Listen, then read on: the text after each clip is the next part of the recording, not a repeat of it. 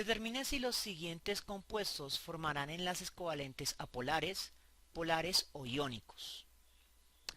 Bien, entonces, aunque originalmente definimos que las moléculas en el continuo enlace covalente iónico lo determinamos por medio de la diferencia de electronegatividades, en realidad también hay un sistema de heurísticos, reglas rápidas, que nos permiten deducir de forma eficiente el tipo de enlace sin tener que recurrir a la resta.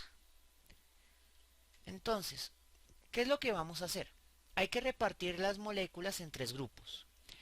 Primer grupo, aquellas moléculas formadas por un mismo tipo de elemento. Segundo grupo, aquellas moléculas formadas por un elemento metálico y otro no metálico. Y el tercer grupo, aquellas moléculas formadas por ambos no metálicos. Vamos a conformar por lo tanto el primer grupo, las moléculas formadas por el mismo tipo de elemento como el hidrógeno molecular y el cloro molecular, ambos gases. Segundo grupo, vamos a colocar los que son metales y no metales. Potasio metal, cloro no metal, este no hace parte de ese grupo, este tampoco, este menos, este no, acá calcio, cloruro, el óxido de cesio, listo.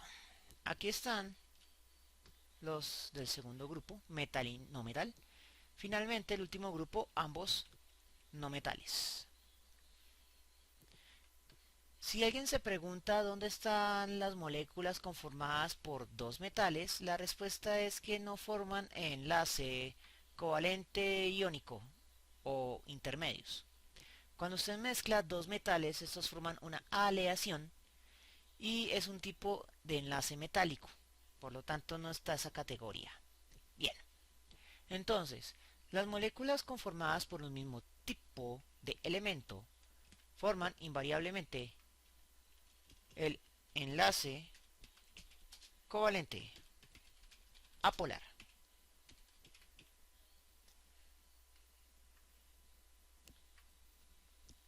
Las moléculas conformadas por un metal y un no metal son o forman el enlace iónico.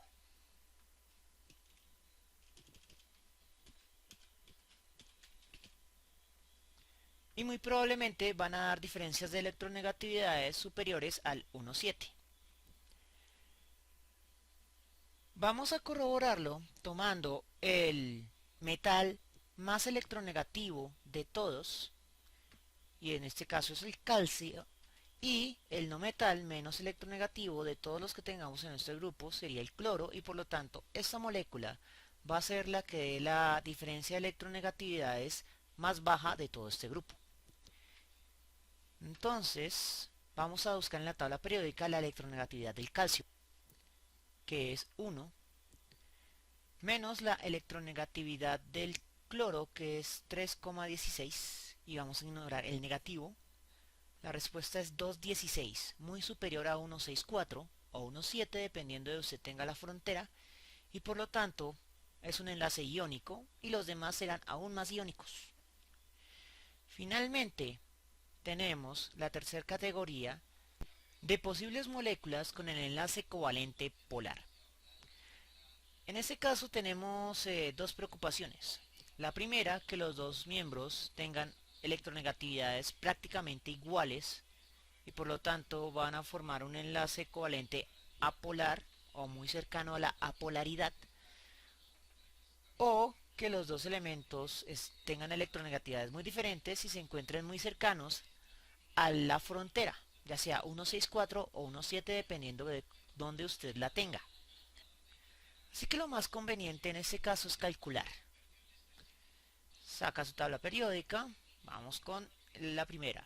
Hidrógeno 2,2 menos bromo, cuya electronegatividad es 2,96. Diferencia 0,76 menor a 1,64. Enlace covalente polar. Seguimos, yodo y cloro. 2,66 para el yodo menos 3,16 para el cloro. Resultado 0,5. Sigue siendo inferior a 1,64. Siguiente, azufre y oxígeno. El azufre 2,58 menos el oxígeno 3,44. Ignoramos el negativo. Resultado 0,86 inferior a 1,64. Agua, hidrógeno 2,2 menos oxígeno 3,44. Resultado 1,24 inferior a 1,64. Y finalmente carbono y oxígeno.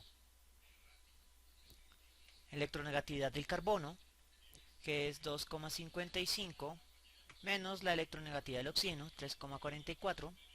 Resultado ignorando el negativo 0,89 inferior a 1,64.